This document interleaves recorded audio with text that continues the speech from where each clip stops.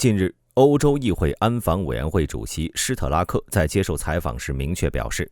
北约应当在格陵兰岛长期驻军。而在2月举行的欧盟布鲁塞尔峰会中，北约秘书长吕特也曾提到，在北极地区的增兵议题上，北欧3国、加拿大以及美国都一致赞同。川普对北极地区的安全价值判断也是对的。那么格陵兰岛究竟具备哪些军事价值？北极又是否会成为下一个美俄擂台呢？今天我们就来聊一聊。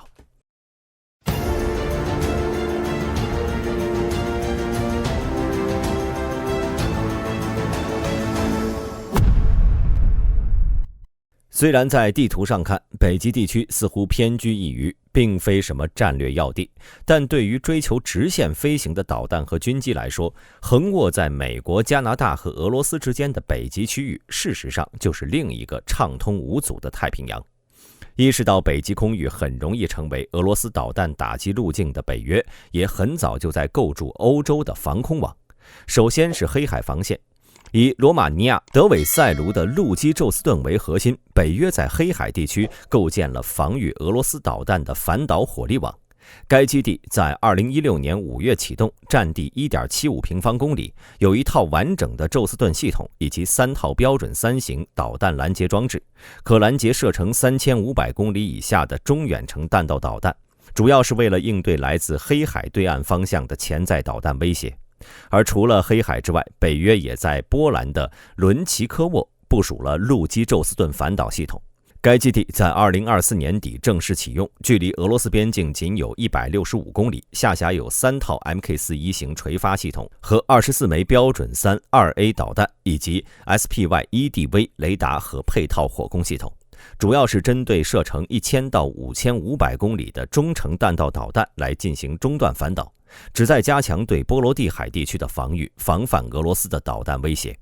除了这2个主要的防空基地之外，北约在德国的斯潘达勒姆以及拉脱维亚的艾勒瓦尔德基地都建有导弹防御基地。而在南面的地中海区域，北约也在西班牙南部的罗塔常驻有4艘宙斯盾舰。因此，对于现在的北约来说，真正的防空薄弱点还是在北欧地区和北极空域，因为俄罗斯导弹是可以直接迂回飞行打击目标的。从这一角度来看，如果北约真能在格陵兰岛建立常态化的长期驻军基地，不论是在防空反导还是航道控制上，都是一种极大的增益。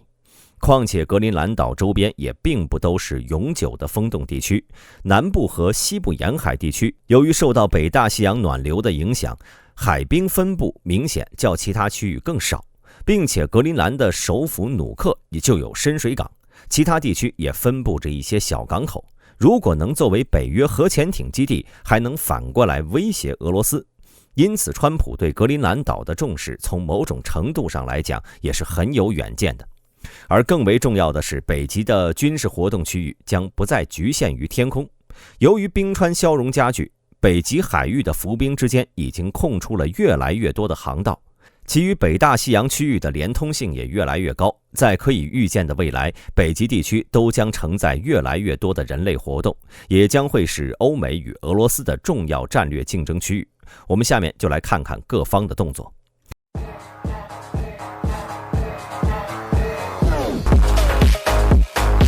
正如欧洲议会安全委员会主席施特拉克接受《明镜周刊》采访时说的那样，气候变化已经作为天然屏障的北冰洋冰层逐步消融，外来船只可以穿越北极水域来到北大西洋区域，因此北约在北极地区驻军是至关重要的。施特拉克还进一步建议，只要德国国防军具备相应的技术潜力，就应该参与对北极航道的保护，其他欧洲伙伴也必须参与，哪怕只是为了向美国表明态度。丹麦首相弗雷泽里克森也在另一个场合提到，丹麦已经向美国和北约组织做过说明，以表达对北极区域活动的支持。事实上，北极在这方面不是没有行动。例如，在去年年底，位于挪威北部城市色雷萨的北约2栖作战中心就被正式建立。色雷萨位于北约北部特罗姆斯郡，只是一个人口约为3500人的小城镇。此前除了旅游业范畴外，几乎是默默无闻。但随着美国重提格陵兰岛并强调北极的价值之后，色雷萨作为一个俯瞰海湾、直接连通格陵兰岛和冰岛的城镇就具备了特殊价值。未来，色雷萨将成为北约的战略性节点，为美国、英国以及荷兰的军事人员提供专门的2栖训练场地，来提升北约部队在北极地区的作战能力。事实上，在北约关注色雷萨之前，挪威自己就在不断加大军事投入。就以色雷萨所在的特罗姆斯郡为例，挪威已经投入了超过14亿美元来为陆军和特种部队提供部署条件。无独有偶，美国驻欧洲空军司令詹姆斯·赫克也曾对外透露，北约计划在北极地区建立欧洲第3个联合航空作战指挥中心。北约此前已经在德国于德姆和西班牙托雷洪设立过空战指挥中心，而新的空战指挥中心就打算设在挪威北部，来增强北约在北极地区的防空拦截能力。当然，动作幅度最大的还是北欧3国，挪威、芬兰和瑞典从去年开始就建设了北极军事运输走廊，今后不论是军事人员还是装备，都能在挪威的港口上岸之后，快速穿越瑞典，并最终抵达芬兰，直面俄罗斯方向。而这种大范围调度已在2024年4月举办的即时反应演习中被确认为可行。当时参与演习的美国陆军第3山地师第10旅就是从挪威的纳尔维克港口出发，通过铁路运输进入到瑞典北博滕省，在最终抵达芬兰，有200辆军用车辆和300个集装箱完成了这场大迁徙。如果北约和俄罗斯发生摩擦，这种部队投送能力无疑是十分重要的。但如此一来，新的问题又出现了，那就是北约目前对于北极地区的投入究竟有没有抵得上俄罗斯的投入？我们接下来就看一看俄罗斯的北极战略。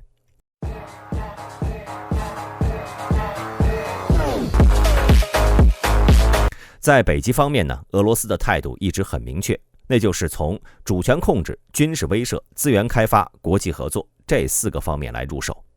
俄罗斯对北极区域的主权声索一直很频繁，例如2007年，俄罗斯就曾在北冰洋海底插旗，来宣示自己对北极海域的主权。到了2015年，俄罗斯又要求对面积达120平方公里的北冰洋大陆架拥有开发权，遭遇了加拿大与美国等国的强烈反对。俄罗斯国内也曾出台过2035年北极国家政策和北方航道基础设施规划等文件，来巩固北极作为俄罗斯国家战略资源基地的属性。当然，光靠声索是无法建立实际控制的。俄罗斯在北极构筑影响力的根本主要还是军事存在。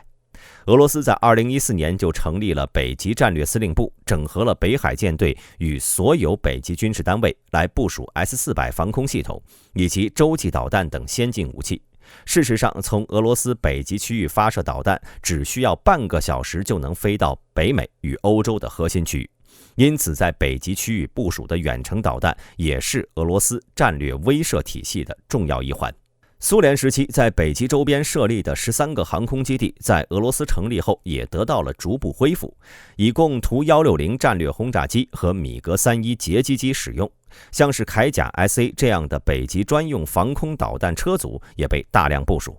而军事不过是政治的延伸，不论俄罗斯对北极的看重，还是北约增兵动向的背后，都牵扯了各个国家今后的重要发展利益。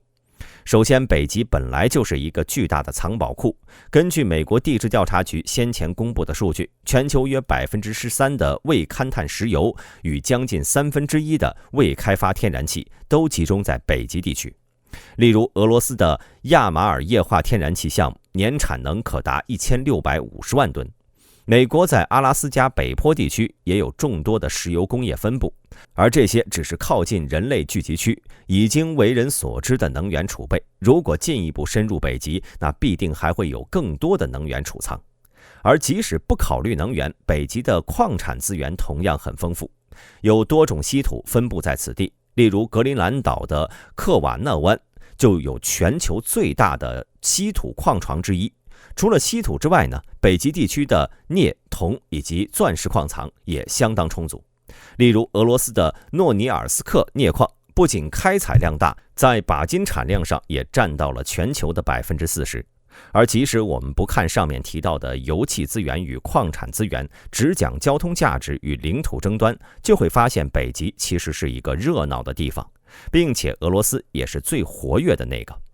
俄罗斯多年来一直致力于开发从北冰洋穿越白令海峡，再连通太平洋的东北航线，就是看到了这条航线的经济潜力。如果一艘货轮要从英国伦敦出发，最终到日本大阪，按照传统航路走地中海、苏伊士运河，再穿越印度洋，那么里程就会在21200公里左右。走大西洋航线穿越巴拿马运河则会更远。若是走北极航线，里程就能缩短到15000公里以内，能减少7000到9000公里的航距。当然，如果这条航线真的有看起来那么好，肯定早就被开发了。事实上，在全球变暖加剧之前，这条航线每年只有1到2个月的通航期，但就近10年来看，其通航窗口期已经越来越长。因为北冰洋在全球变暖的作用下，不论是浮冰界还是结冰期都有缩减。在2016年，只有297艘船会通过东北航线，但到了2020年后，已经有近3300万吨货物经东北航线运输了。至于北极地区今后是否真的会成为货轮通航、战机呼啸的国际热点地区，也欢迎各位在评论区发表看法。我是大兵，我们下期节目再见。